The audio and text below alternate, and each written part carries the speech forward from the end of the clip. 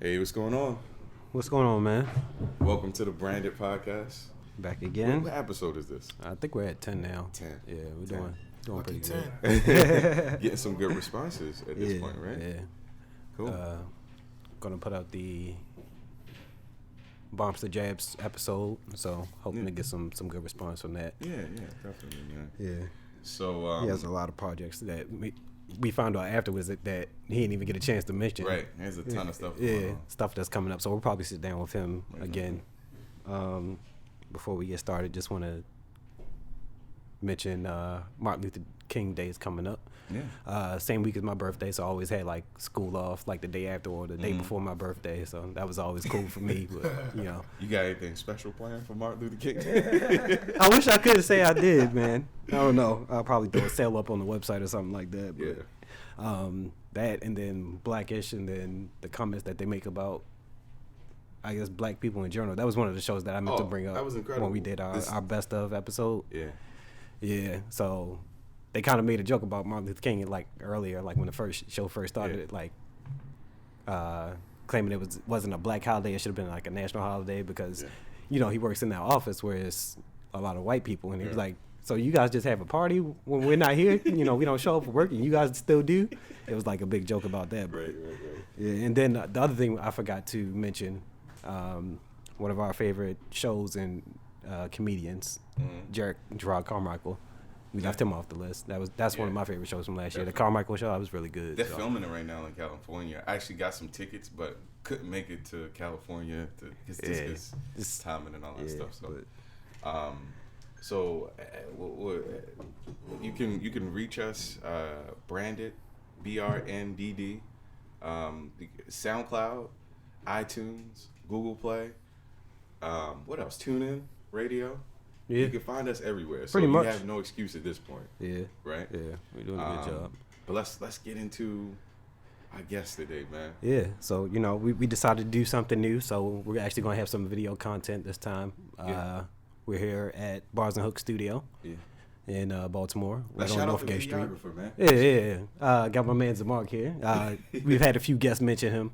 So we've decided to bring him in and do some video for us. So this guy does a lot of different things as well on his end. So he does music videos. He does his own web series at the moment. So, you know, good guy. And today we actually have a writer. So he's written a couple books. He's a columnist on salon.com. Had some piece in the New York Times, Guardian, Rolling Stones, and, you know, a lot of other publications. D. Watkins. How you guys doing, man? Thanks for having me. Thanks for coming, man. Appreciate it. I got 30 jobs. It seems like it, man. I'm out of that lodge for salon now, so I'm full-time there, and I teach full-time at the University of Baltimore. Oh, wow. And then still a journalist, still doing some of the cultural critic stuff, but I'm not a culture critic. Like, I don't judge like musicians and comedians and all that. I just make fun of politicians and like pick on racists and bully white supremacists and like drag Uncle Tom's is what I do. So I'm an Uncle Tom critic. Well, I gotta say this, man, before we even start, man. I've been seeing your movement through social networking and stuff like that, and seeing flyers for talks, and I appreciate you keeping it local and then expanding throughout, man, because it seems like you always come back here, which is a nice thing. Because some people, they develop their buzz and then they're out of here. But you keep it local, it's man. It's difficult, man. Like, it's difficult because I had like one of the biggest job offers, you know, that like a person this early in his or her career could actually get in San Francisco, and I turned it down to stay home. Like, literally, I work. My job is on 31st Street in New York.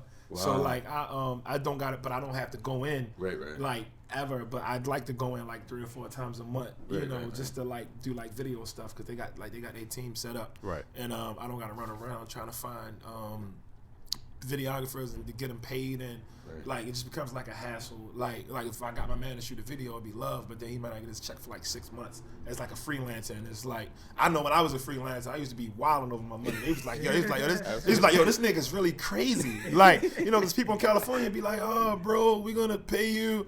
You know, we'll get to it. How's your day? I'm like, bitch, I'm hungry. Like, bro, real shit. Like, I remember I was real pumped to get into the New York Times, but that was like $150 check that took like 3 months to come, dog. Like, Wow. Yeah, I wasn't I ain't no superstar. Like I'm like I was hustling. So I had a lot of opportunities to go a lot of different places, but like I love home so much. I do a lot of work in the schools here. I do a lot of work with a lot of other like up and coming journalists here, and it's not my time to go yet. But like if it ever like came.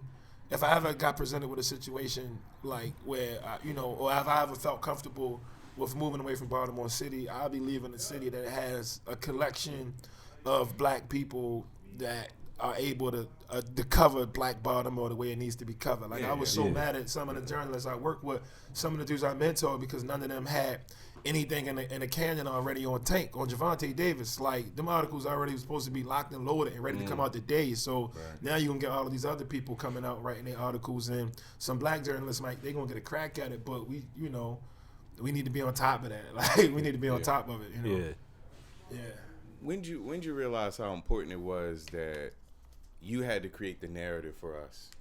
When did you realize how important it was for you to have perspective of somebody that's young and black and in the culture rather than somebody outside of it commentating on current events that deal with us culturally? Yeah, so I feel like when I say control the narrative, like I don't step out there and say like I'm the voice of black people, because everybody experiences in mind. But a lot of people do that. Like a lot of people say, I heard people, some niggas got it in their bios.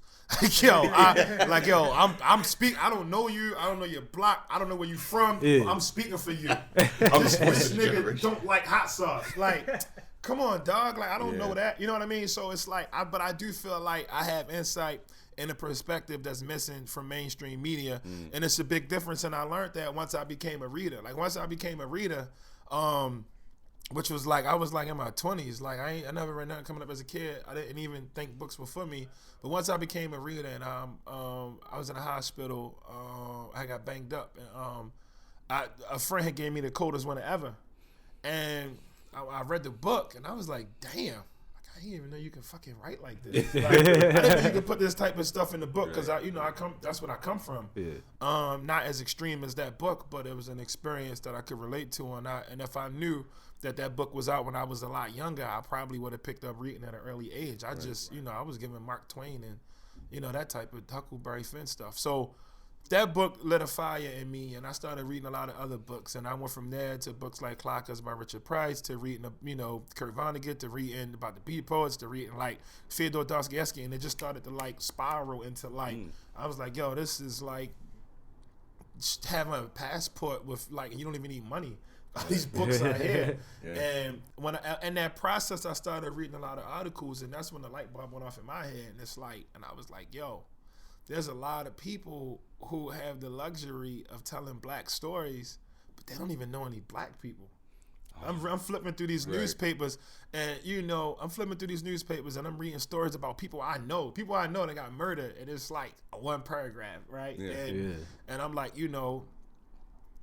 it's a lane. Like it's a lane. Like some of these reporters, they look on Twitter and they compile tweets, and then they construct that into a narrative, and they get a chance to say what blackness is. And like one example of like what I was doing, or what I tried to do, was like my man Lil Dev got killed. WJZ Lil Dev, who ride the dirt bikes, got killed. I come up, I knew him since I'm older than him. I knew him since he was a little kid. His big brother Lano was my big brother for real. You know what I mean? Like that's people's like he was good with my brother that got killed. So I'm reading the paragraph that the little article that the Sun had on Dev, and it's like, young African American male got killed, was popular for riding dirt bikes, his name came up in a drug indictment, wasn't convicted or charged, blah blah blah, the end. And I'm like, damn, that's cold, bro. Like just a dude who rode dirt bikes, whose name came up in the case. So his name came up in the case, and he was never caught, charged, or convicted. What's the point of mentioning it? Exactly. Like, why are you bringing it up? A. B, I know this dude went to schools. I know this dude taught to little kids. I know this dude didn't have local. This dude had national attention. This dude's one of the best dirt bike riders of our generation. And all you got to say is he had some likes. Come on, dog. So when I went back and I wrote my story, I told the whole story, and I told everything. And I wrote an article that made his mom smile, and that she read it. and she felt good, and she started crying, and you know, she got a real representation of her son. And it talked about his family, and it talked about he was a person that had an impact on people's lives in a positive way, and not just another nigga that got killed. Yeah. You know, so it's like there's no voice. There was no voices like that. Yeah. And I think we need that, because as long as people who don't come from where we come from are controlling this narrative, you know, when historians, when they do research and when they put any books together and all that, they get that shit from articles, dog. Right. So if I'm lying about you in the media, like, you know, 80 years from now, somebody's going to write an article about these times, and they're going to base a lot of their research on Fox News. Right. You know what I'm saying? Absolutely. Fox News that say, yo, I mean, he got red headphones, he's a terrorist. He got glasses, he's a fucking terrorist. You know, he got a microphone in his camera, he's a terrorist. Like, and that's what people are going to think. So it's like, you need them real honest accounts in some of these major publications of what the black experience is, because it's good for history. And I saw a big hole. So, you know, I started submitting, and, you know, eventually it worked out. That's dope, man. Seriously. I kind of wanted to go from the beginning. So you're born and raised in Baltimore, right? Mm-hmm. Okay. What area? Northeast, west? Originally, I was born out of my family from Lafayette Housing Projects. Okay. Then I was raised down the hill. So, first, and I was like, I think my memory goes back to like 5 years old, living on Ashland Avenue for a minute, and then we moved to Robinson and Jefferson Street, and living on Curly and Madison for a minute. But like, I lived in East Baltimore my whole life, so I mean, I'm not too far from here. I got a lot of family from Chapel Hill, a lot of family. Moved to Latrobe after Chapel Hill got torn down, so my whole history began and ended in East Baltimore. Like, I don't even can't trace back aunts to South Carolina and all that. Like, I just everybody I know from here, you know what I'm saying? Everybody, you know, people be like, yo, you got a family reunion down Blackstone down Virginia Beach, and I'm like, nah, dog, like family reunion over boat checks. That's not even a joke though. So coming up, did you have any experiences that affected your writing today, like the things that you write about? Yeah, definitely police brutality, and I can go back to a lot of childhood experiences when that still have an impact on me to this day. So I definitely write about that. I wrote a memoir about my whole like existence coming up in East Baltimore and some of the things I went through after my older brother got killed. So you know, I wrote about that, and the thing I love about that book the most is that I was that kid that was like 13, 14, 15, whatever. Mm-hmm. You giving me books like Ben Carson's memoir, or you giving me books like Mark Twain, and I was like, yo, this is trash, but you give them my book to cook up, and they read it in a day. So like, that's like 280, 300 pages. Right. And they knocking it out in like 2-3 days, you know? So I think that those experiences are valuable. They're familiar. And young people gravitate towards it, and people who haven't really had those experiences, they rock with it too, because it gives them proximity to a world that they never really get access to. Yeah. You have a balance, I've noticed, whenever I've heard you speak or I've ever read anything you've written, where you highlight things that you've gone through and brought light to it.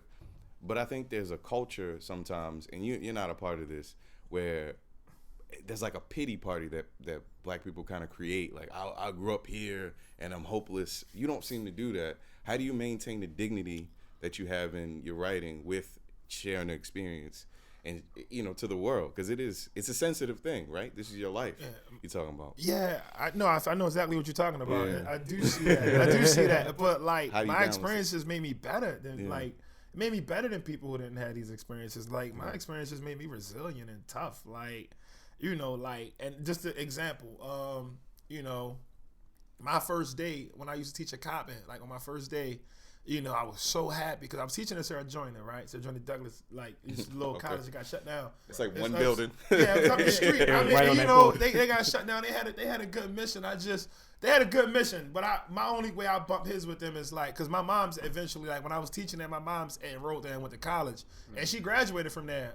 Like, around the time I started teaching, she was like finishing like her second to last year, and like that little one building, her student loan was like $100K from that one little building. So the mission was good because they was helping people like who didn't really want to be like a big university go to college, but they was hitting them over the head, dog. Like they was. But I mean, Oh my God! Like every professor was adjunct. Anyway, the mission was good, but I think when the money came in, some of the people who was running it they got greedy, and that's why what happened. But my example of that experience, my first day at Coppin, I was so happy to be at a university. Like, I was happy, dog. Like, I was like, I was pumped, man. Like, I fucking got on YouTube. I learned how to tie, all that shit. Like, I'm not even like, I was pumped. And I'm in the copy room making copies, right? I'm like, I'm a professor at university, and I'm adjunct. I'm not getting paid no money. But at the end of the day, this is like a big win for me, right? This is like a big thing for me. And this dude walked up on me, older professor, right? Like a white mixed with Asian type dude, and he's like, "What are you? Are you the new guy?" And I'm like, "Yeah. What are you teaching?" And I'm like, "English comp." He's like, every day you have is going to be a bad day. These students are horrible. This school is horrible. This is all horrible. Like, you're just going to have a bad day every day." So I said, "Nah, Slim, a gun in your mouth is a bad day. This is just like a fucking part-time job. Like, you don't understand these people. You don't really understand black culture. You shouldn't be here." Exactly. And then he said something else, and I'm like, "Don't say shit else to me." And then he ain't never said nothing to me. And then while I'm working there, my name's starting to pop up in different places and all that. Right. And then he tried to like, "Hey, can you come to my class and this and that? And can we talk about this and that and this and that?" And I'm like, "Nah, man, just go away." Like, and That was that. So and I say that to say, when you coming up in a place like Baltimore City, you should be good in the art world. It's like, you gotta survive, dog. Like, somebody telling you, "Yo, I don't like your jokes." Like, okay, I'll get new ones. Like, I'll live. You know what I mean? But I guess a lot of people don't really compare it to that, and I try to look at everything the same. Yeah. And then Ron, you kind of brought up a good point. People being stuck in that box of like where they're from. I think you also got a good balance of that street smart and also that book smart. Were you always a person that was like good in school, or did you lean into the streets more? Yeah, so I'm not that guy that's gonna be like, "Oh man, I was a genius since I was I was started talking it when I was born." You know what I mean? I'm not definitely not him. I think I was a good student. In comparison to like some of my friends, a good student in comparison to the competition in some of the schools I went to. It's like, it's like levels to it. But one thing I will say is, even still, like, I've always been a curious person, so I always asked a lot of questions, and I always wanted to like understand, like, things had to be put in context for me, or I couldn't understand it. Like, you couldn't just say, like, if you go to church and you go to and then you go to church and you listen to the preacher and you go to heaven. I always had to know, like, well, why? Like, where he get his money from? What did he do? Like, what did this person like? How? Like, how do you know? Like, what's the difference? Like, what's I need to know shit. Like, I can't just I never listen to people, like, unless they explain things, and if they explain it to me, then like I will be like, oh, okay, like, then I can accept it more. So I think that helped me out in school a lot. I think it caused me to challenge some of my teachers and to get more out of some of the things that they were trying to teach me, because I just you telling me slavery ended, Dr. King marched, and then now I'm in this classroom. It's just not enough. Like, that's not enough. Like, there's more to it. There's more to it. So what I was thinking was, you have a perspective that's different from a lot of people's. And I bet you had to fight to get your voice out in certain places. How did you do it? How did you maintain a sense of like sternness when it came to getting your voice out? Because that must be hard. You have a very unique perspective. You come from East Baltimore. You went through all this stuff, but getting that voice through, telling that story, in some places is harder than others. How'd you get that? So I will say, a lot of stuff that I've published is watered down. Like, it's not even a fraction of what I want to say, but it's so different from what's out there that it still has a lane. Like, I've written for places where I've openly called Donald Trump a racist plenty of times, and it alleged, suspected, or so. When I first started out trying to like break into the publishing world, and like I said, I had this big realization, right? So light bulb went off. I'm like, yo, these niggas is lying. Like, it's all white people telling black stories, and then the black people who are telling black stories, they don't love black people. Like, you don't love black people. Like, you subscribe to that same dehumanization and fit into that same culture of that us versus them. They are less. You just a nigga that's educated, so y'all phony too. Right. And I picked up on it, like, cause you know it, like you know the feeling you get, and you know how when you out of town, you know how when you meet a real nigga, you already know, like, oh yeah, he a real, you know what I mean? Like you feel it, and it wasn't there, and it wasn't in the writing, and it wasn't in the little talks I would go to when I was a student, just watching and learning the game. So I was at Johns Hopkins going to getting my master's degree in education. I had tried to get into school for history and I didn't get in. And the guy, I approached the guy who didn't let me in there. And I was like, yo, you didn't let me in this school? You crazy. Like, and he was like, so we had a good conversation and he was like, Slim, if you would have wrote down what you just said, you probably would have got in. Why don't you just wait a year and then come back? And I'm like, nah, I can't go. I can't be out of school for a year because I don't even know. This is taking up all my time and I don't know which direction I'm going to go in if I got this idle time. And in that process, I realized I should be writing. So I went to school for a year, and I got that master's degree, and then I spent right around and enrolled in the MFA program. And when I got in the MFA program, I didn't know what direction I wanted to go into, but I know I wanted to write, and I thought they was gonna make me a better writer, and they didn't. They actually didn't. But what they did do is they challenged me to write all of the time. So I started writing a lot and setting goals for myself. So when I was reading a lot of memoirs, and I was like, yo, I can write a memoir better than this. Yeah. And so I started writing my memoir, and after I wrote like half of it, and I was like submitting it to class, some of the professors was like, they had two responses. Either they loved it and they couldn't believe it, or they was hating. You know what I mean? Like they was hating, like he's part of Campy this dark. Can't believe it. So I reached the other day and had tacos, and there's some like make a left, bitch. So even people really on it, or they really was like not. So that gave me the confidence to get an agent. So you ask how you get into the game, right? This is what we started with. Right. 2 weeks ago, and I'm gonna go back to the story. 2 weeks ago, I'm in the bar with a dude I went to school with, and he's about to break down into tears, and I'm like, yo, what's wrong, Slim? And he's like, I can't get an agent. I don't know what's wrong, right? And you had an agent your first year in grad school. You had an agent. I've been out for a year now. I don't got an agent yet. I'm just going crazy. And so the first thing I say, well, how many did you submit to? Yeah. Oh, I sent my manuscript to 8. Right. Dog, you know how many people in this world think they can write? You know how many people think they can do your job? You know how many agents I submitted to before I got my first agent? 500. Wow. I submitted to 500. Ooh. Every fucking night I'm writing new letters. Really? 500. And it's still only like 10 hit me back. Yeah. Oh, and out of that 10, maybe like 4 or 5 of them wanted to work with me. Right. So it's like, it's not nothing that you can, it's can you weather the storm?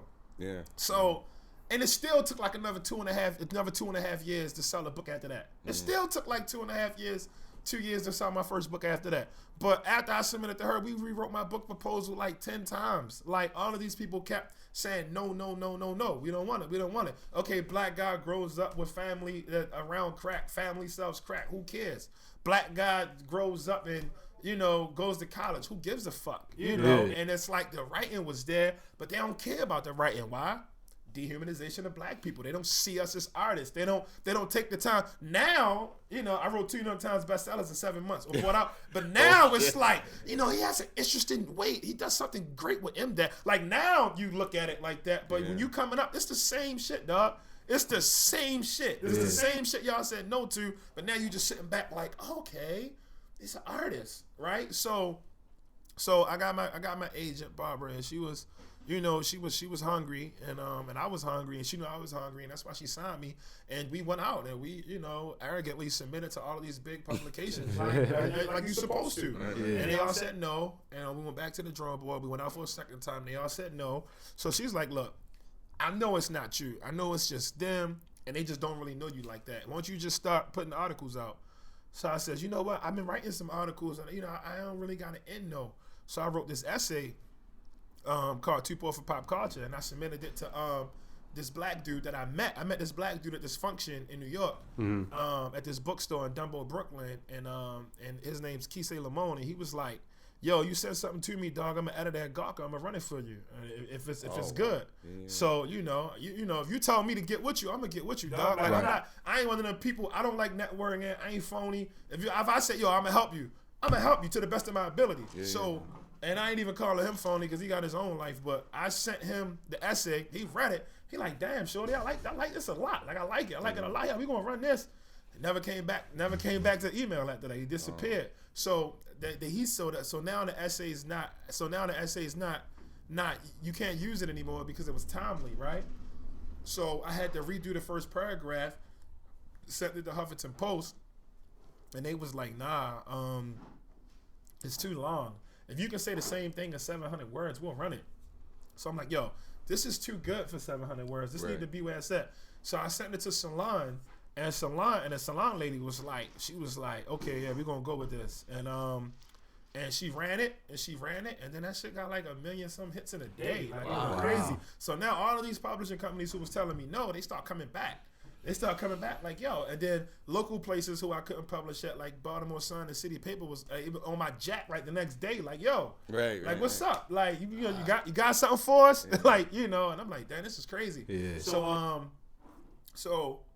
So after that, this black lady named Latoya, who I respect like immensely, she was at Grand Central and she was pulling for my book the whole time. They said no, so she came back like, yo, I can get you a meeting with the person to make the decision. We can get you a good book deal. You just got to talk to her. Like, she just want to have a face-to-face with you. When can you be in New York? And I'm like, now. And she's like, all right, well, just come on. She's like, come on Friday. So I got there Friday. And mind you, this is I do all this, right? Mm-hmm. And this is on Friday. And I get everywhere early. Like, even this, I don't even know if y'all peep. I was here, like, I'm not supposed to be at 12. I was here like 11. I get everywhere early. I just like to see where I'm at. Yeah. So I get here early. That's why I knew it was y'all when I got in the car. I could just spot like, okay, these niggas like they got a podcast. So I get everywhere early. And I got there. I think I supposed to be there at 5. I got there like 4:00. And me and my homeboy FMG Dez, shout out Dez. Me and Dez was together, and Dez's brother Dede to do video. So me, Dez, and Dede was together, and Dez they dropped me off, and they was supposed to come back and get me. Because we was going somewhere else late on that night in Brooklyn. So I tell Latoya, I'm like, yo, I'm here. I'm in the lobby. So she bring me up. It's still early. I'm still like a half an hour early. 5:00 come, and the lady's not ready for me. 6:00 come, the lady's not ready for me. 7:00 come, she's still not ready for me. So that's why I always say weather the storm, because people, I just coming off my little wave. I've been on a couple little news shows. I just had an essay with 1 million hits. So, I'm feeling myself humble again.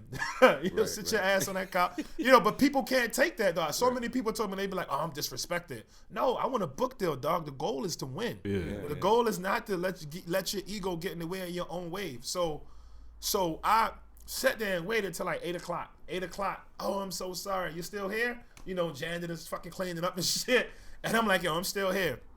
So she sit me down in the office and she said, you're that guy from East Baltimore. And I said, yeah. And she said, if we bought your book, you're the same thing as Snoop from The Wire, because we did her book, Grace After Midnight. There's a copy right there. Wow. You're like her. So we'll probably just mark it the same way. And I'm like, with all due respect, man, half of the people in the city, they don't really know she got a book like that. She's not known as a writer. She's known as a rapper. Yeah. The problem is that, if you went with that approach, then you would miss the opportunity in a lot of different ways. You don't know what you're talking about.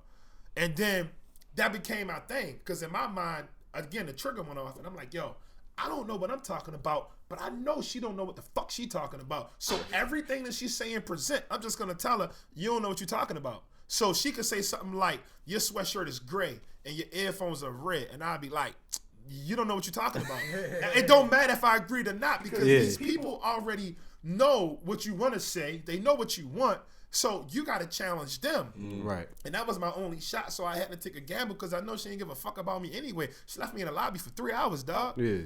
But I turned that little 15, 30-minute meeting to like a 3-hour conversation. These niggas was hitting my phone like, yo, where's he at? Like, and me and the lady that smoked 2 packs of cigarettes and shit, talking about our family and some other shit. So like, so I did what I was supposed to do with that particular situation.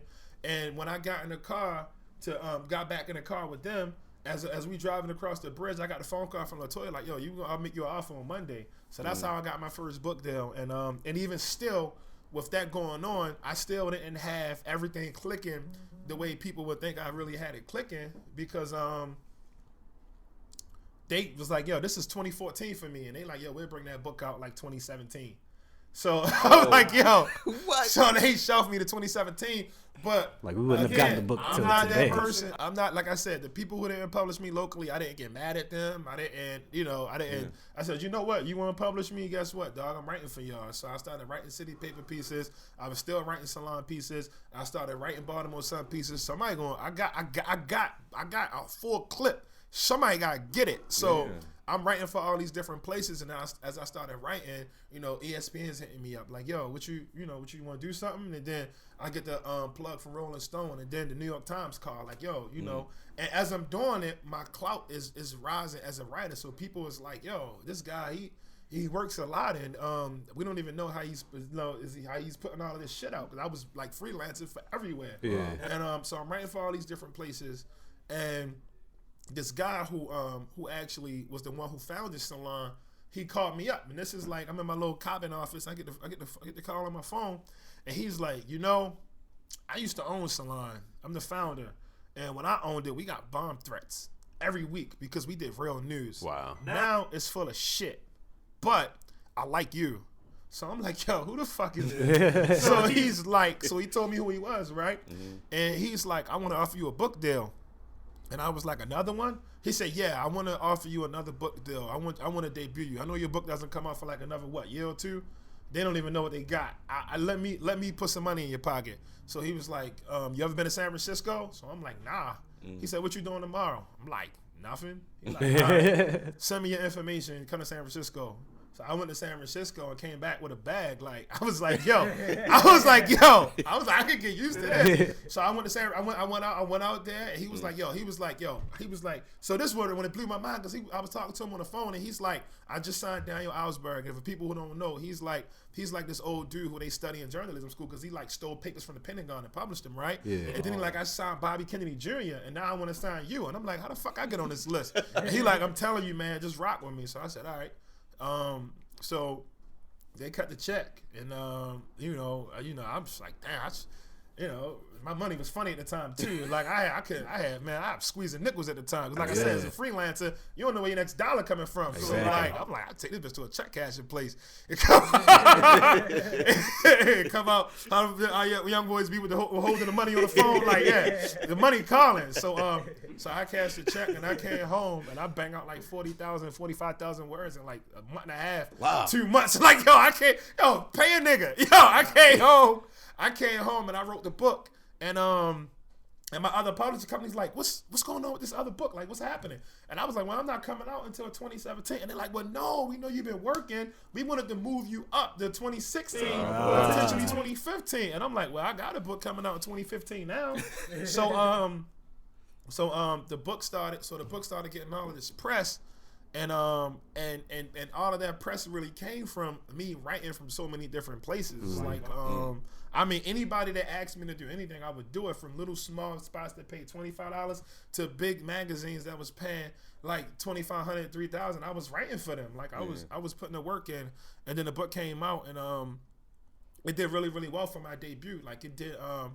It did way better than what people thought it was gonna do, because one, it was like overshadowed a lot by the Ta-Nehisi book. The Ta-Nehisi book was like probably one of the biggest books that ever been written, right? Flat out. Seriously. And then I'm this new guy that like a fraction of those people never heard of. But I'm doing my little events. I'm not just going to literary scenes where they got like cardigans and drinking cocktails and shit. I got book events in schools. I got book events in jail. I got book events in community centers. Right. But then I got book events in university too. So it's like and what I did that was different from like what a lot of writers don't do is when they get their advance money, they like live off of it. Right. I kept writing for places. I got my advance money, and I invested the bulk of it in my brand. So if a place wasn't trying to bring me there to speak, I was sending them books. I was flying myself out. Like, I might give a school 10 books. They might come back and be like 500. And they might come back, let me get 500, let me get 375.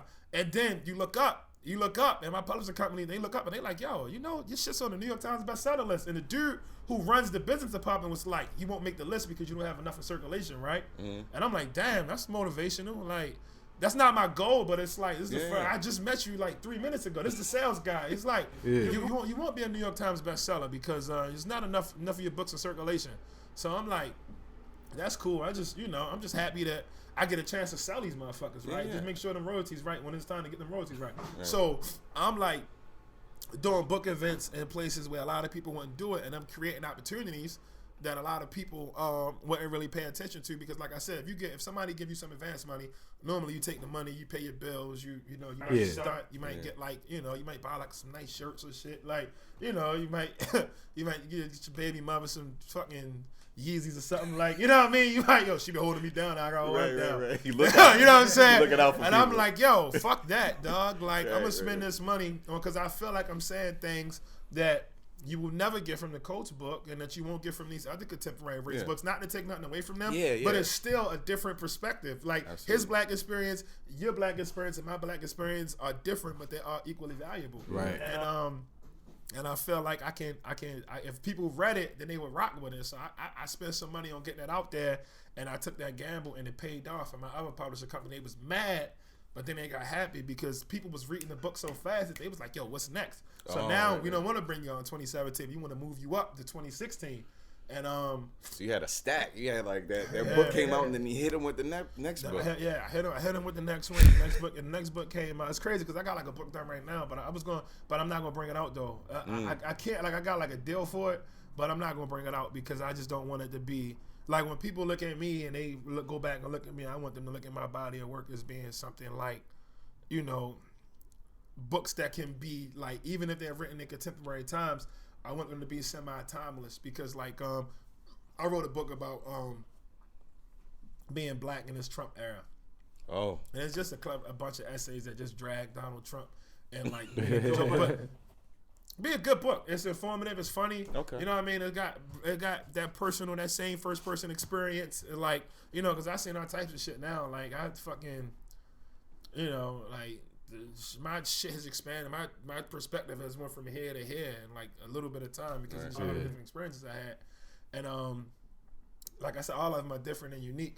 But I came up with the next book, and then the next book had did well, and that was in the New York Times bestseller, and it stayed on the list a little bit longer. It stayed on the list for like a couple of weeks instead of just one. But it was like, I was happy, and the people, a lot of people rock with it. And they won a couple of awards, and they did cool. And then the best thing I get to do is I get to go into all of these different schools and work with these young people, because like I said, when I was coming up as a kid, if you on a block and you seeing all of these wild and crazy things, and you meeting all these interesting people, like the best storytellers in the hood, dog. Like you know what I mean? Dude, make a trip to fucking Miami Street to get some New Balance, like the best shit you ever heard in your life. You know what I'm saying? Like, but see, we are taught that our experiences aren't valuable and you can't market them. Yeah. So like, we be sleeping on that shit. But I'm like, there's niggas out here way nicer than me. They just don't even know that this lane exists. But maybe I can help them know, because we need more. So I get to work with like a lot of kids in high schools, and a couple of kids in middle schools, in between all the college stuff I do, to help them like develop their voices and strengthen their narrative, and understand that, I can be a cameraman, I can host a podcast, a radio show, I can be an artist, I can be a professional. A professional artist is a reality. You can file that right next to the hoop star and dope dealer, all of these things. Yeah. You can file it next to that. You don't gotta just be what you see your parents. You can do something different and positive at the same time. It's important to know that, man, because I think a lot of the times, what's super important to know is, I grew up in East Baltimore too, like Waverly, basically, where I grew up at, and I noticed that I would meet these people who could tell you about rocket science. But because they couldn't articulate it the way white people wanted you to articulate it, they were basically told that they were stupid people, which is crazy. There's so many brilliant people walking around thinking they stupid. Yes, because they don't sound like somebody else. But if you listen to a typical person in like a suburban area, their English is broken too, just in a different way. Yeah. Just in a different way. It's like, look at your man Kennedy, you know? Yeah. It's not what yous can do for your country. Yeah. It's what country can do for yous. The fuck is a yous? You know what the fuck is he talking about? You know what I'm saying? The gatekeepers are doing things like that in order to keep us out.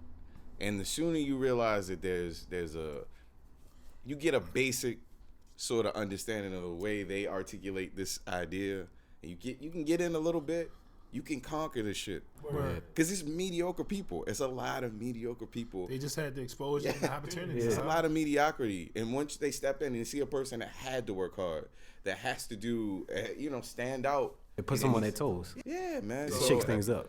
The problem too is like education culture in our cities and in this country in general. It's like people think that a child's education is 100% responsibility of the schools, and it doesn't work like that. The school's only gonna give you like 20%, and that's if it's a great school. Absolutely. These schools in Baltimore might give you 15, 10. Yeah. That's A. B.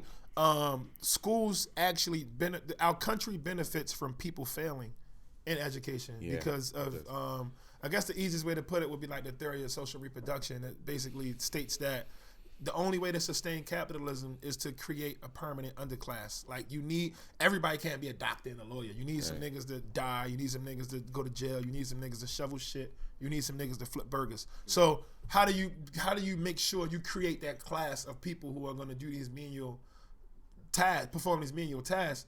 And you do that through housing, you do that through lack of opportunity, you do that through throwing them in the classroom with 80 motherfuckers. And so you almost guarantee you're making them hate the process of learning, hate the process of education, hate the process of expanding their mind because you condition them to think that it's not for them.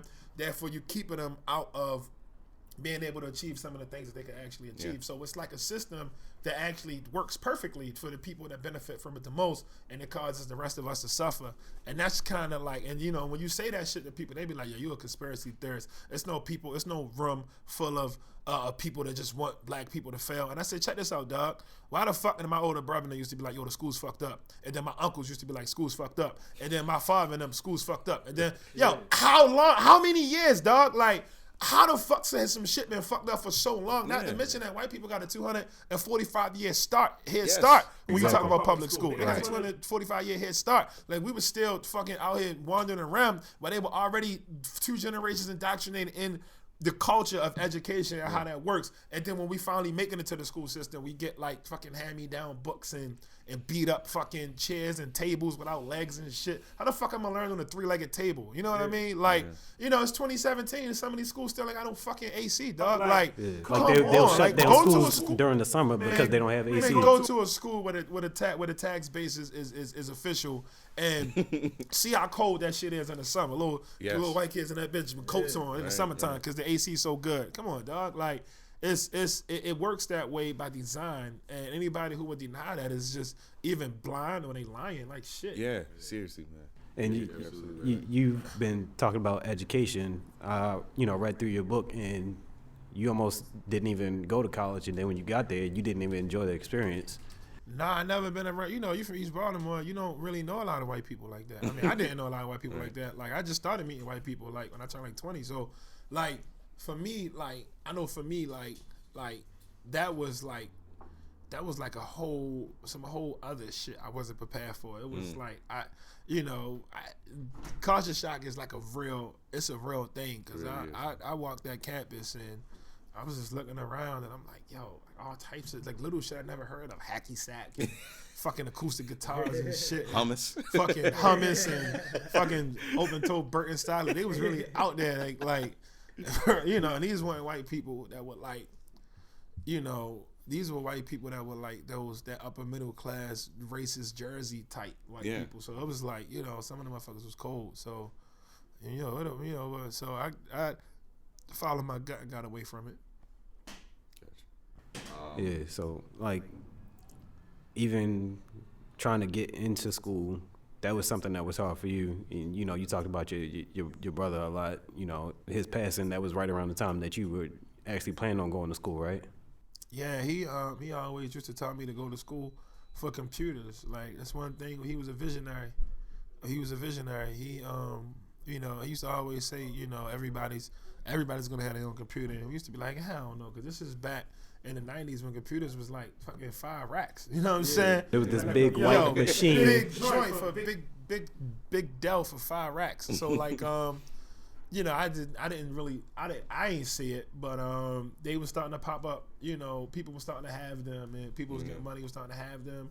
And he was like, yo, you go to school for computers, dog, you'll be rich, and you don't really got to risk your freedom and all that.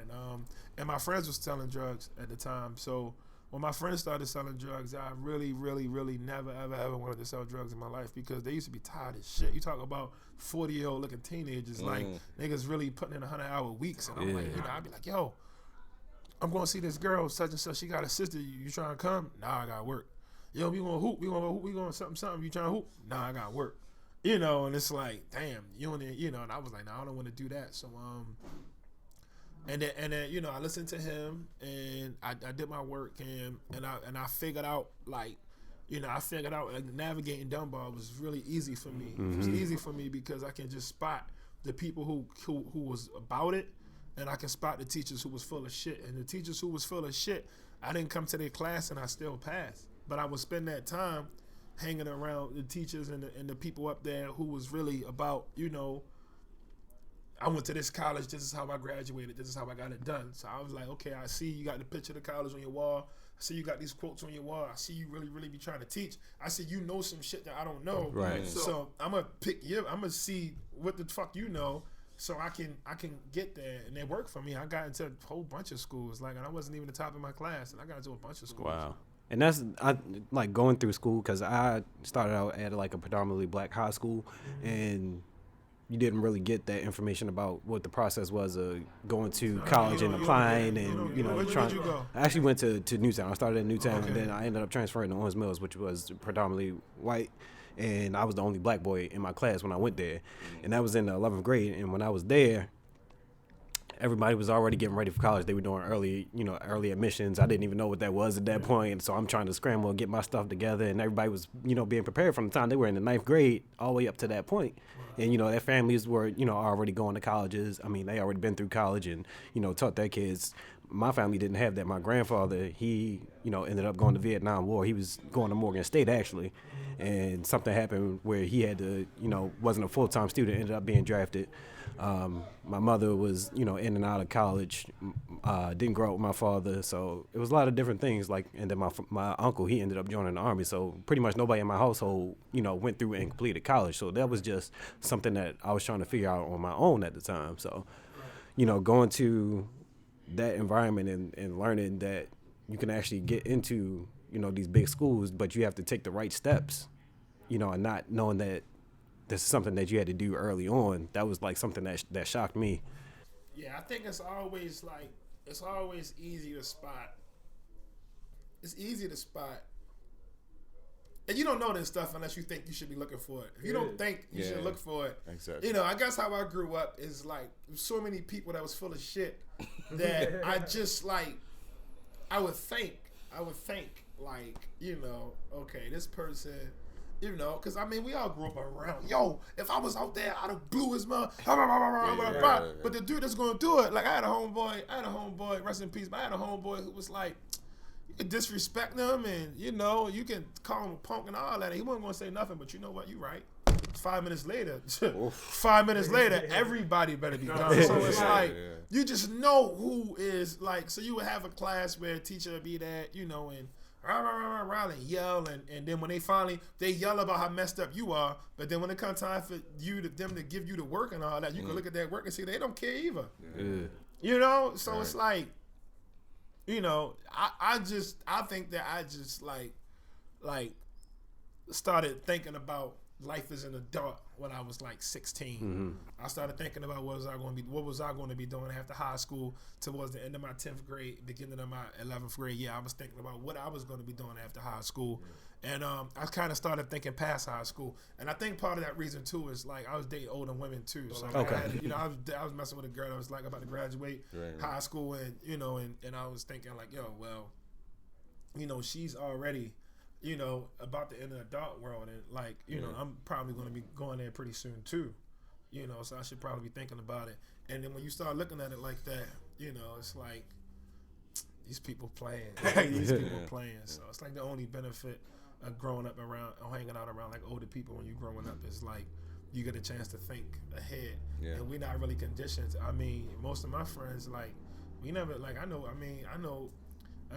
some white boys that I went to Hopkins with when I was in grad school that was like in their 20s talking about retirement and making them moves. And then where I come from, people not even thinking past 20. Yeah. So it's like, even the people who not in the street, it's just not like a realistic, you know, it's like I got to fight so hard to get to next week. I'm not thinking about 20 years from now. I'm thinking about 2 days from now, because I got to survive. I got to make money. I got to feed my peoples. I got to be able to feed myself. I got to be able to pay these bills and keep these lights on. So it's like I just started thinking ahead and I kind of do that now with my projects. Like I kind of think ahead, so I can try to, because a lot of people want me, like people wanted me to write a lot of stuff last year, and this year it's like it's getting more crazy. Like it's getting more crazy. Like everything's kind of set. You gotta.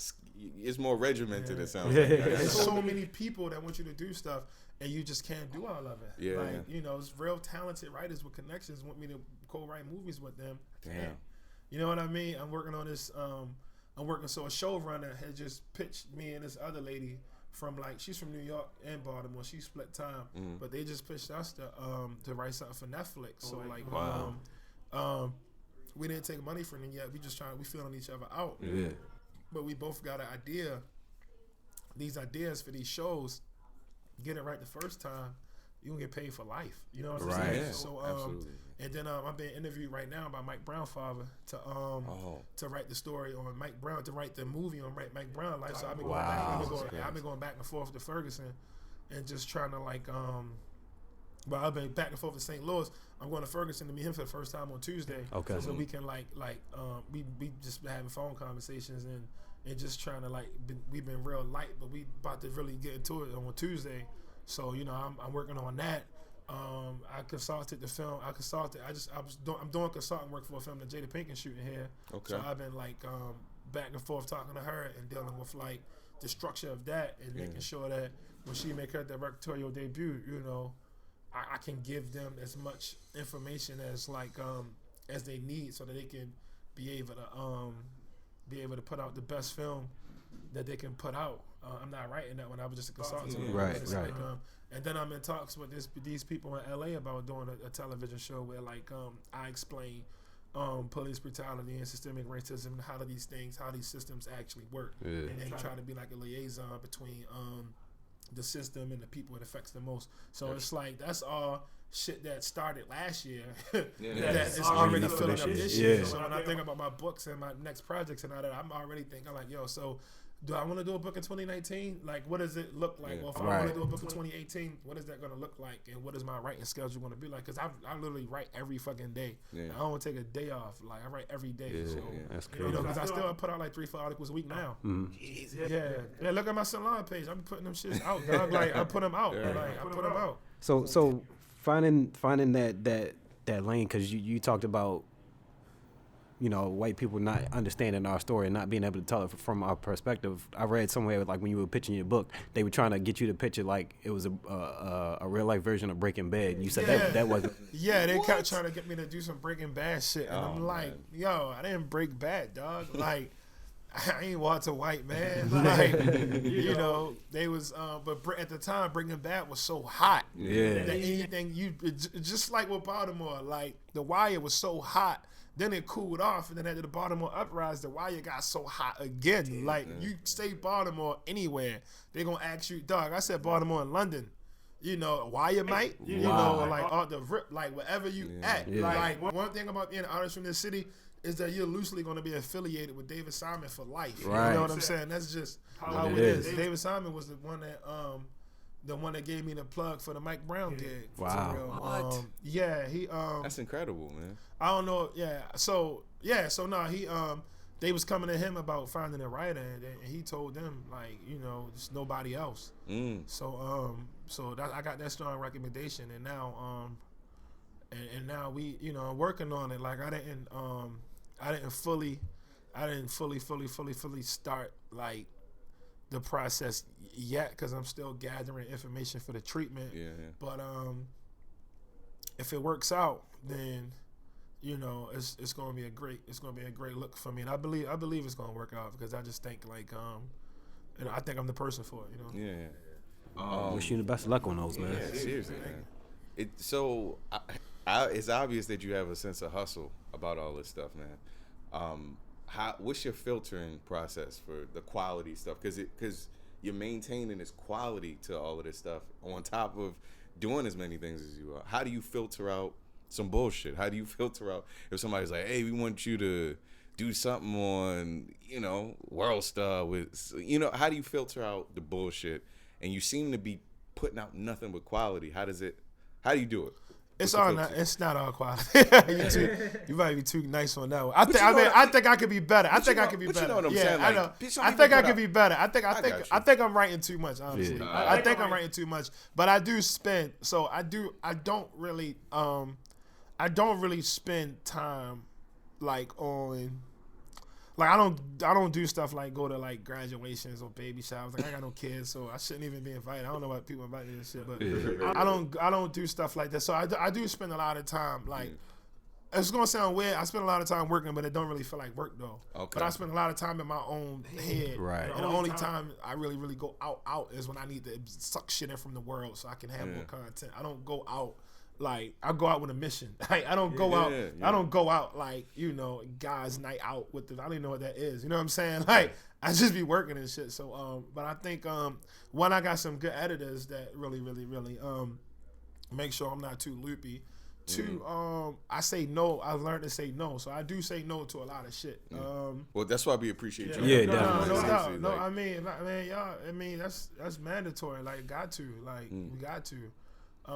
I say no to shit like, could you come to speak at this panel at this college on race? So you know, students at the community college can understand. That sounds like a setup sometimes. It's just I'm not the guy though. Like I got it's up and coming people in the city that, you know, it might be a little $300-400. It's up and coming people in the city that need that. Give it to my bro Torre. You know what I'm saying? Give it to Shane Wallace or Condwani Fidel or Aaron Mabin, or any of these people that's on to come up as writers and artists and who already, or some of them are already doing their thing. Like Shane got the best photographer of the year for City Paper last year. Wow. Tarek book was like one of the best books of the year for Baltimore Magazine and City Paper. So they, not even them, but like even people who they mentoring and they got on to come up under them. Like it's not just, I'm not, it don't be, race don't begin to end with me. I'm just one guy. Right. Like I never like.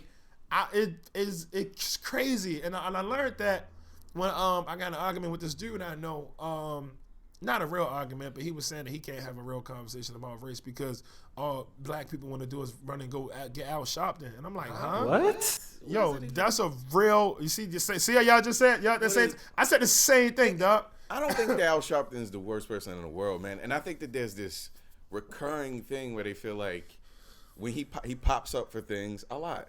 Yeah. But at least somebody's trying to be a front-facing fight. I don't agree with every argument he has. I'm not against him at all, but I don't. Man, his reality. Yo, do you know his reality in comparison to mine? Right. It's 180 degrees different. What? Yo, he can't relate to me, dog. Like At all. This dude has been rich for a long time.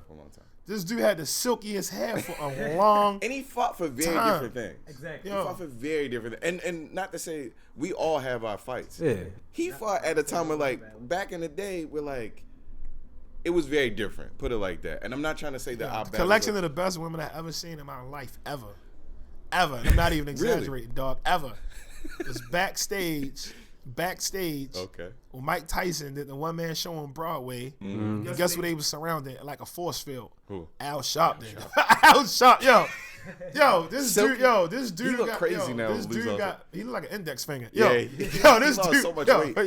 This dude probably get manicures that cost more than these fucking last. And I no disrespect to the Reverend, man. The Reverend has been a voice. And he's fought against white supremacy before, before I even, I wasn't even probably born for real. It was like, I ain't got nothing against no damn Al Sharpton, but I'm saying, like, the fact that you think that one I can run and call, yo, because he really, like, I can really go call, yo. Yeah. Even now, dog, like, I was in Oprah Magazine. I still can't call no fucking Al Sharpton. Yeah. Like, you will. You'll be able to. I'm just saying, like, you will. I'm just saying, like, the fact that you really think, like, he said it, like, I Yeah. can really. Casual. Let me see what the Rev doing. Yo, Like, Rev. every black person can do that. Hey, man, I'm trying to switch my head. I'm trying something new with a head tip. Like, you recommend? Okay. Come on, dog. Like, Yeah. but they think that, though. Right. So, you know, they think that. Like, they really think that. Them like living in the shell, living in the bubble, and like seeing us from an outside, not really having any interaction with us. They don't know And us. yeah, you know, don't know and us. you know, I can't blame all of them. That's just because you know that's how they were raised, and you know, your experience is what you're brought up around. Like growing up, you might not have interacted with a lot of white people, so all you saw was you know Beverly Hills. You know, they wearing flip flops. I thought Married with Children Wonder Years is my definition of white people. And the housing police, you know what I'm saying? Yeah. I totally understand. It's different worlds, but we have to interact and we have to find ways to actually start those conversations. So, Man, I appreciate that it's not, those things aren't defining things for you. They're a part of your life, but not defining things. Because I've had, my life wasn't quite the same as yours, but I had a lot of experience living in East Baltimore, things I saw constantly that I don't bring up a lot. Yeah. You know what I'm saying? But it's a part of who I am. It's not a defining thing, though. It is a part of how I assess things, how I deal with people, but it's not the thing that people shouldn't look at you and be like, oh, that's the person who dealt drugs. That should not. That's you're more than that. You're author. You writing this, Mike. That's incredible, man. You have a lot of projects going on, and I appreciate that you're not defining yourself by these singular things. Yeah, you know it's crazy. A dude like had reached out to me, a local writer from one of these newspapers was like, you know, I really like your stuff, man, but you're gonna have to figure out how to write about, you know, something that's not drugs. And I'm like, like, one, you don't know me. Two, I'm like 2 essays into my professional career. Right. Like, you think I don't read shit or think or do anything else? 3, tell that shit to Jeezy. Right. Who's made a living? Tell that to Young Jeezy, dog. Tell right. that to Pusha T. I can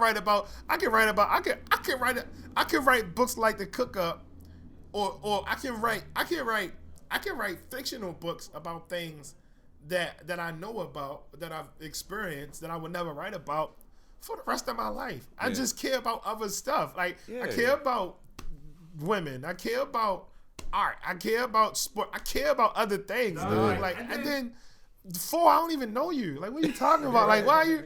What makes you think? And I guess that's a white privilege thing. But what makes you think you could just email me and tell me which way to go in my career when, like, you know, like, what have you done? Well, like, that's a part of white privilege, man. White privilege is very. It can fill a room, man. It's like their discomfort, people's discomfort, is affecting them. So they gotta express that to you, which is weird to me. Like, somebody like, I'm uncomfortable with what you're doing, and you're not even in my space. Can you change that? That's like 2 essays into my professional career, maybe 3. That's what it is. I'm like 2 or 3 in. And this dude's already telling me what to write about. Like, what are you talking about? Yeah. Like, 10 if 10 years down the line, somebody said, if you have all of that and it's all about the same thing, maybe we can have that argument. But you, like you said, you just starting your professional career in this lane. I don't think it's like I'm gonna go tell white people to not write about depression and dogs. Like, I can write about that shit forever, dog. Like, what? You could. I bought a new dog. Introduced me to the new depression. Come on, dog. Cool. Like, you know, like, Yeah, I totally that understand. shit was funny as I don't know what though. Like, it remind me of like some rap shit. You can't keep rapping about the same shit, dog. You rap about the same shit, dog. We don't want to hear about bricks no more. Right. Make something for the club. Says That's who? what you trying to tell me. Make something for the club. Pretty much. Club song. It's something with a hook. we can put on the radio. Yo, it's some radio shit. Get a Young Thug hook on this. You know? Yeah, I totally get it, man. I just ain't responding to your shit. I gotta I hear you. Hey, but What events do you agree to? Like the speaking events and speaking to the youth. And you said you've gone. So I used to do everything. I used to do everything. I used to do it all, and then it just started cutting into my work time. Like I did everything. Like I had times where I've been gone like out of town for like months. So like I used to do everything, dog. Living out of bag for 4 weeks, out of duffel bag, like everything. So I learned how to travel light. I learned how to be clean while everything I'm wearing is dirty. Like I just learned the game. Yeah. So I was doing them all, and now, you know, it's like I do, you know, now I'll do anything that's jail related. I'll do anything that's like high school, middle school related. I'll do anything that's like local, like writers or local like hosts. Like I do pretty much all of that stuff. Okay. Because it's like it's just important. It's important. Like, you know, if my tweet or my whatever can make it somewhere, but somebody can hear it, that might can create a new opportunity. Right, so I do that. I don't really do panels as much anymore. I just don't like them. You know, if I'm doing a panel, then you gotta you gotta pay for that, and you gotta pay my panel rate for that, or I'm not doing it because they are the same. You know, Mr. Watkins, what happened a year? And so it's been 2 years since the Baltimore uprising. What changed? It's like same shit. Fuck off. Like, better question. You know what I'm saying? Yeah. Like, you know, so I don't do that anymore. But unless you're paying the rate, then it's different. Then you'll get, you know, then you'll get to have me sit at the panel like this and not say nothing unless you ask me. You know? I don't have a need to. You know, there's some people who get on panels and they real competitive. Like, and they, you know, I had a dude tell me, you know, he wants to push back on something I said, but first he wanted to address another person, and I'm like, fuck out of here, clown. Like, what are you talking about? Like, who are you? Like, weirdos. Like, there's too many weirdos is what I'm saying. Like, you know, like, I've been organizing and mobilizing, you know, the grassroots for 170 days straight. And look at us now. Because people who really do that, they don't gotta scream it, dog. The people in the community who are doing work in these communities, the people around there know them. Yeah. And they listen to them, and they accessible, and they really don't do panels because the people who book the panels don't know who they is. Right. Yeah. You ain't gonna see Mr. Cleve from Ashland and Rose on no fucking panel, dog. But if you go down the hill and ask one of them dudes who driving trucks how they get on, oh, when I came home from jail, Mr. Cleve got me an ID, let me stay in a homeless spot on the corner of Ashland and Rose, and now I got a little job working at such and such. That's what they gonna tell you. You know what I mean? Yeah. You don't gotta scream that shit. It's a lot of people doing good work who don't gotta scream it or who don't get the attention they deserve. Mm-hmm. You know, it's just I don't really talk about it like that until it's time for me to sell it. Honestly, I mean, because you gotta fund this shit. Like you gotta fund it, and then it's a lot of people that's out here selling it, and they not really doing it. It's a lot of people, bro. I see some of these people. This is straight up.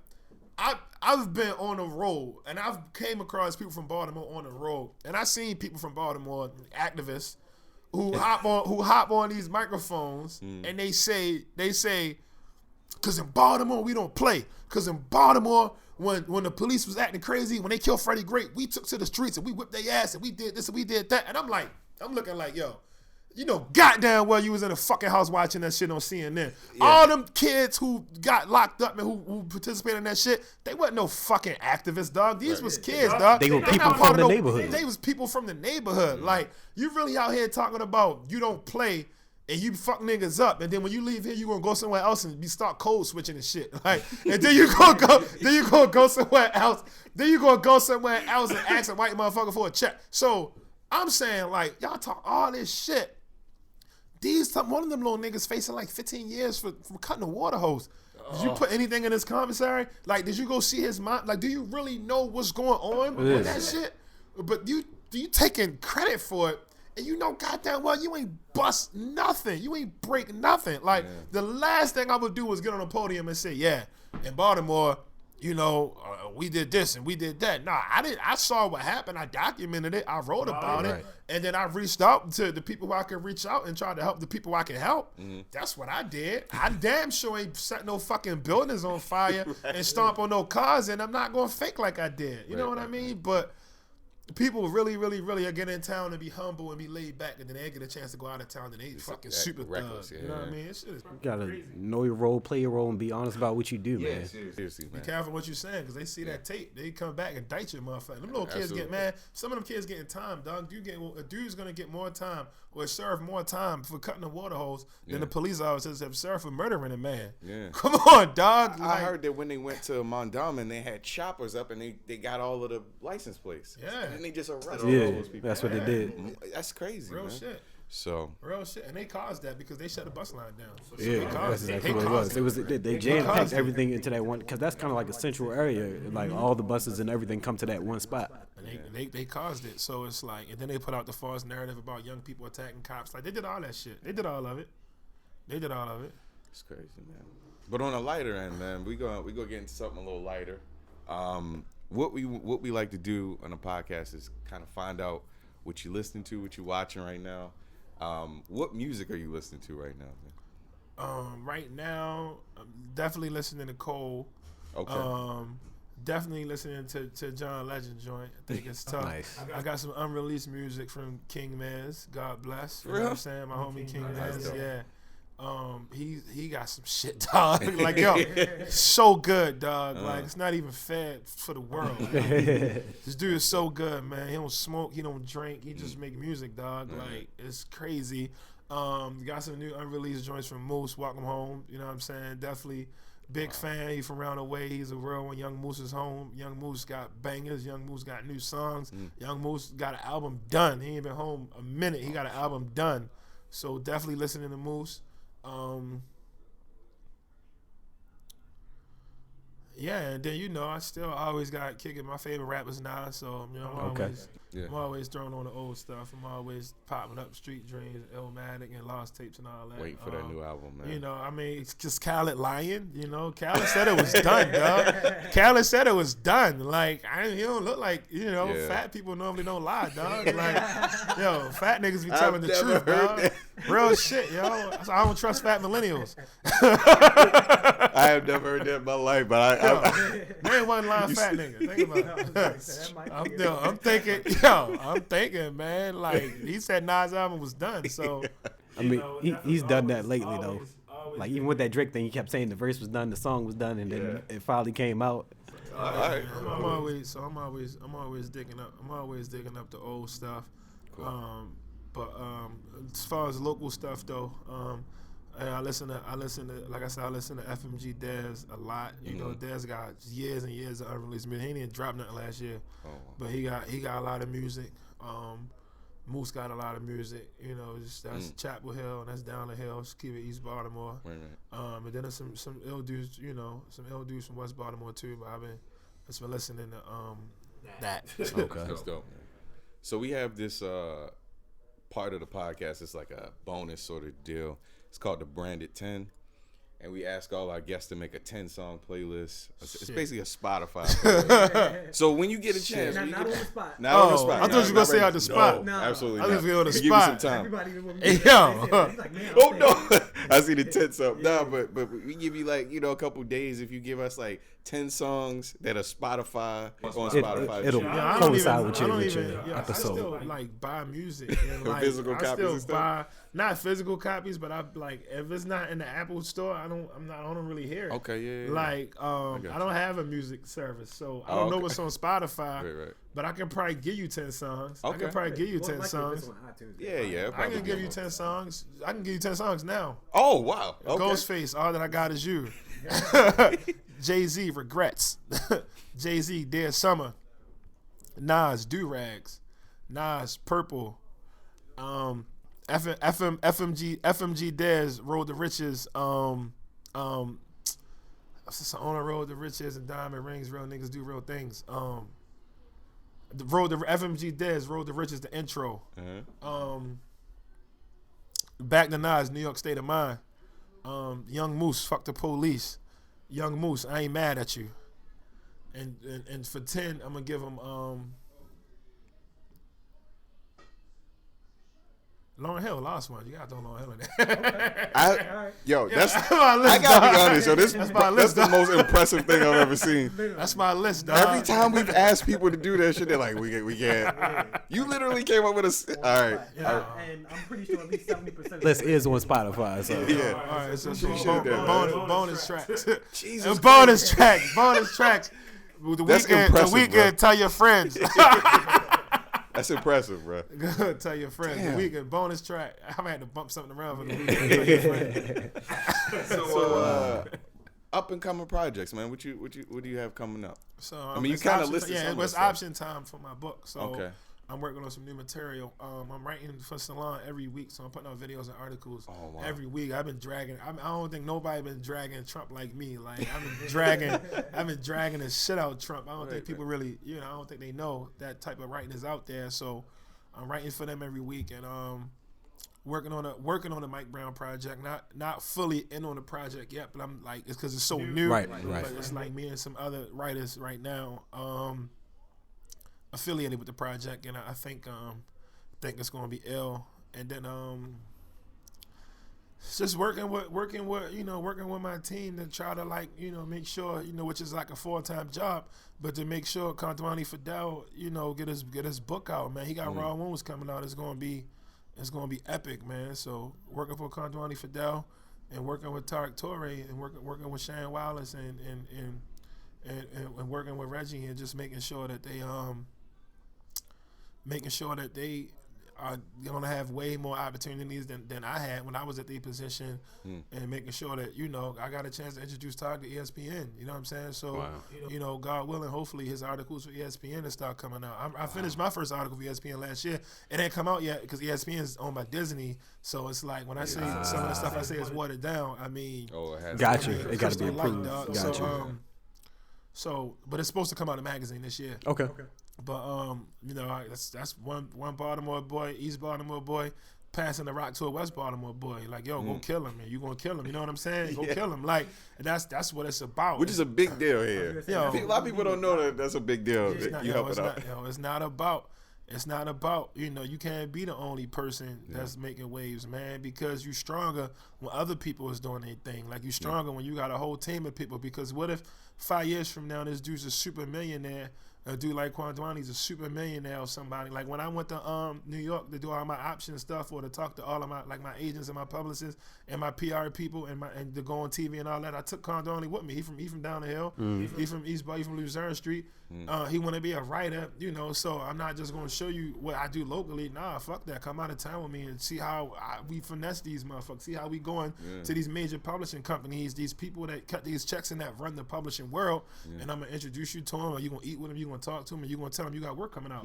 That's how you that's how you build a village, nigga. You don't build it by just saying work hard every day and write. Nah, you got to share edits and plugs and connect so you can bring up the next generation, and God willing, he'd be better than me and be able to take it to a whole new height. And I might even be able to call a dude like him up in 10 years, like, yo, I got a movie idea. Let me hold $2 million. He might be like, yo, bet. Because, we're stronger when all of us jamming. But if it's just like one of us out here doing all of these things, and I didn't have that person to, like, take me to an editor and say, yo, this is the guy y'all should. I got one dude introduced me to one editor, and it didn't go anywhere. Yeah. But for the most part, I didn't have, those types of relationships where people was really passing the rock. So I think it's important to not be bitter and mad and say, that's how I came up. No, the job is to say, okay, well, I'm going to help you get an agent if I can, or I'm going to help you get this if I can, and I'm going to try, or I'm going to show you what it look like, or I'm going to look over your stuff and make sure you're straight,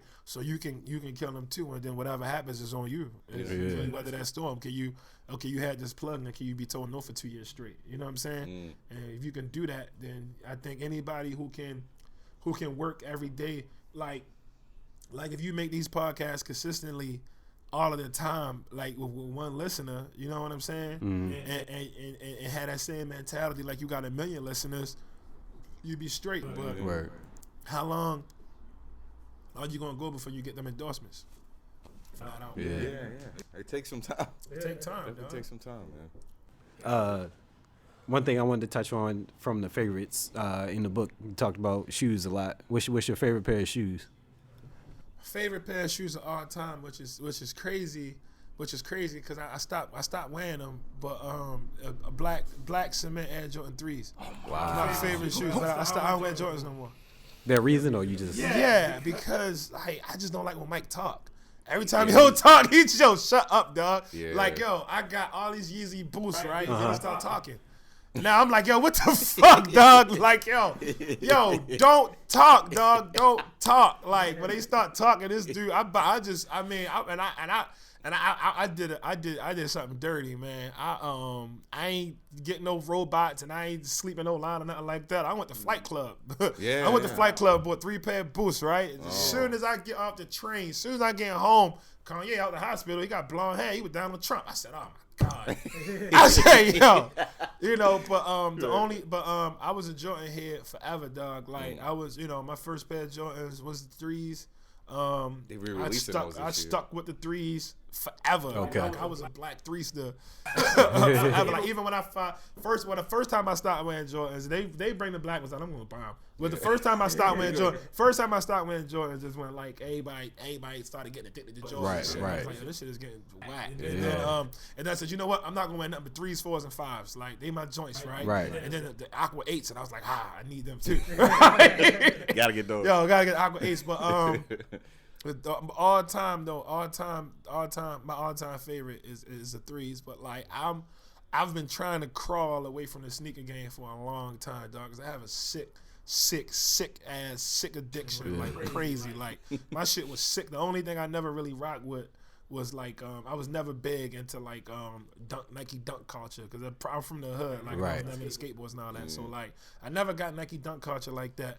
But as far as like everything, like I had all South Beaches, LeBrons when them shits was popping, and really them first ones that were South Beaches was the main ones. The rest of them was hit and miss. But I had all the Jordans and all the Kanye's and stuff. I had 2 pair of the Yeezy ones when they was with Nike. I never came up on the Yeezy 2s, and I was dead broke when they came out, so that wasn't what happened. But all the fucking, you know, all the wild sneaker shit, like all the crazy sneakers, even like in my crib now, like you know. And I got lucky. My homie, I don't know if y'all know David Manigault. My homie Day had said he was teaching at Mervo, and he's like he got a student with some size 13 Under Armours with shoe polish falling off them bitches when he walked down the hallway. And I'm like, thank God. I get 2 big ass trash bags and fill up hella KDs. I'm talking about KDs from last year. I get all my KDs away because once he got went to Golden State. So I got all these KDs and shit. Yeah. I got all these fucking. I threw some Jordans in there. I threw some fucking like some 11s and some 12s in there. I threw some some LeBrons. I threw like all of these fucking sneakers, dog. 2 big ass trash bags. To the point where my homie was like, "Yo, you think that's not too much? I don't want to show they have a heart attack." I said, "Fuck it, yo, kill him. I'm gonna fill all this shit up." And I dumped them off on Shorty, man, and that, you know, and that was, you know, that was his blessing. And these are shoes that were literally sitting around. I don't wear them. Yeah. I don't wear them. They were sitting around, so I was lucky. I was blessed to be able to do that for him. And that's I think, incredible, man. I think I'm real. So I'm hooked on Boost right now. So I think I'm gonna ride this Boost wave for a minute. But the one thing I learned about Boost is like, when it's cold outside, they not really hitting. So like, they go like, right through it. I pay so much money for them black Kanye Boost, the high top shits, the high top suede joints with the strap. That like I didn't want to like walk around because I mean, you in New York, you walking, dog. Like you walk a lot, and I'm like, I don't want to be that nigga with ran down Yeezys. So I had bought some regular black boots up there the last few times I went up there, and my feet was cold. So I'm like, yo, I need to figure out what my wintertime wave is gonna be. They had some you know. Then I fuck with I guess my second favorite. As I ain't gonna say Boost ain't. I'm hooked on Boost, but they not like my all time is my like important moments in my life. Important moments in my life are like Pippins with the AIR on the side. You know what I'm saying? Or like up tempos. They like important moments. Like, you know, like I was in high school with up tempos. I could have probably got Michelle Obama phone number. I put them joint. I first cracked them joint. I first discovered them. I went inside. You see the Supreme ones that's Gary come out? Yeah, I saw them. I saw them. Is that real? Yeah, it's real. It's real. I can't rock with them though, yo. Supreme too much of a cult for me, dog. Like, people die for them Supreme. Yo, people who wear Supreme, I don't trust them, dog. Like, yo, I seen a dude with a Supreme hat, a Supreme jacket, a Supreme coat, Supreme jeans, and I'm like, yo, I get it. Like, you like the brand, I get it. You got like $5,000 on you. Yeah, $5,000 in clothes. So, I don't spend. I try not to spend a whole lot of money. Like I've fallen back off sneaker culture, but like as far as like clothes, I don't like to be real trendy, but I do like Like I like this dude Virgil, this off-white dude, because he's a black dude. He's doing his thing, Yeah. so I like that. But I still only buy when it's on sale. Like I ain't paying for a price. That's not happening. That ain't happening. You know what I mean? But I like the fact that he's a black dude doing his thing. And he having fun with it. And he just making clothes and he just out here. Yeah, I actually did Streetwear Master, and that was something that he put together. Oh, so word. yeah, I had my brand in that. So Word. yeah. Well, Last thing I wanted to hit on was advice to young writers coming up, and Oh, hell yeah, yo, young writers coming up, man. Like, so one, it's a lifestyle. You can be a professional writer. It's a real thing. It's a real thing. What separates the professionals from the people who try and walk away is time and patience and consistency. You know, you will get that opportunity, but how long can you wait for it? The key is to write every day and read every day. Diversify what you're reading, diversify what you're writing about. So if you're in the spoken word heavy, write some poetry that's just for the page. Write some personal essays. Write some article style. Dibble and dabble in some fiction. Try some different things, but you should also be reading these different things too. Read about people who had experiences like yours, but then read about people who had experiences far from yours. I'm reading the book right now called Siberian Education about this dude from Siberia that was raised as like a hitman. Like so, read some different experiences. But at the same time, read things that talk to you, and do the same thing with the stuff you like to write about, and just like learn how to speak in these different languages. And if you commit to that every day and continue to focus on getting better, like treat that shit like Kobe. Kobe would do like 1,500 makes a day, dog. So it's like you write one paragraph a week compared, and you want to be a pro. Well, this nigga's a pro doing 1,500 makes a day. Yeah. So you got to approach it with that type of mentality. And it can happen for you. My homie Lawrence, approached it like Kobe, writing every day, reading every day, and he just left Baltimore. He just got a job writing for Noisy. Wow. He writing for Noisy. He doing his thing. He living in New York. He living in Brooklyn. He fucking cuffing his jeans and shit. He doing his thing, dog. Doing his thing, dog. So but he put the work in, and he freelanced and he grind, and he freelanced and he grind, and he applied for those jobs, and he earned that spot. So it's you can do it. And while you go through that process, don't be afraid to learn how to create and cultivate your own audience as you grow. So just get a little blog, get some followers, tweet your articles out, document that growth, and continue to always focus on your own brand. Because once you have that skill set and you get nice, if you can partner that with your own fan base, you are an unstoppable force, dog. I can quit writing for whoever I want to quit writing for, and it's still going to be at least a good 30,000, 40,000 people that's going to be checking for my shit wherever I go at. So that's on top of whatever the publication already has. Yeah. I can do my own thing. So, you got to get to that. Once you get to that level, then you'll be good. cool. Yeah. So Really, all you really need is 3,000 fans that'll buy whatever you put out. Real shit. Right. In any profession. Wow. You need 3,000 fans that'll buy whatever you put out. Wow. And then you got to push it out for them to buy. Yeah. You can do that. So if you really think you got like 10,000, but you got 3,000 loyal ones who going to buy it. Like, I got like 40,000 that's going to read the free shit. But I probably got about a good 10,000 people that's going to like buy shit that I put out. Okay. You can do that. You can put out like a good project. You know what I mean? You can do that. If you do that, you can put your own book out, and just to, like to put it in a simple way. To put it like in a simple way. If you got like 3,000, you got 3,000 loyal fans that's gonna buy whatever you got, and you put out one book a year, that's 60,000 a year. wow. You know what I'm saying? That's you putting it out. Yeah. That's not your publishing company. That's you putting it out. You know what I mean? So That's good advice. And you got ways to put it out on your own now that we get internet. So and what if you got Wi-Fi, dog, you shouldn't be stupid. Like, real shit, you can take classes at Harvard, dog, on Coursera. On like there's websites where you can take classes from Harvard University for free and get feedback and input from the teacher for free. You got Wi-Fi, you shouldn't be a moron. wow. It's all on you now. Now the problem is that everybody don't got Wi-Fi. Yeah, that's true. But if you got it, then I'm not trying to hear what you're talking about. I'm not hearing it. So where can people find your work? Where can they get in contact with you? Where can they get your books from? At D Watkins World is all social media, and my books are everywhere books are sold. Okay. All right, man. We appreciate it. Hey, thank y'all, man. Thank y'all for sure. Make sure you guys, follow, comment, leave feedback on us. Let us know how our episodes are, what you like, what you don't like. If you got any suggestions, give us suggestions. Brand on debonairmaterial.com, Instagram, debonairmaterial, Twitter, @debmaterial. And like I said, just make sure you're giving us feedback. We're on iTunes, Stitcher, SoundCloud, Google Play. We're going to be putting content up on YouTube now, too. So, make sure you reach out and, give us feedback and let us know how we're doing. Cool. I'm on Twitter and Instagram, Who is Ron James. Put up the dates for stand-up and stuff like that pretty often. And that's it, man. Yeah. What shows you got coming up this week, actually?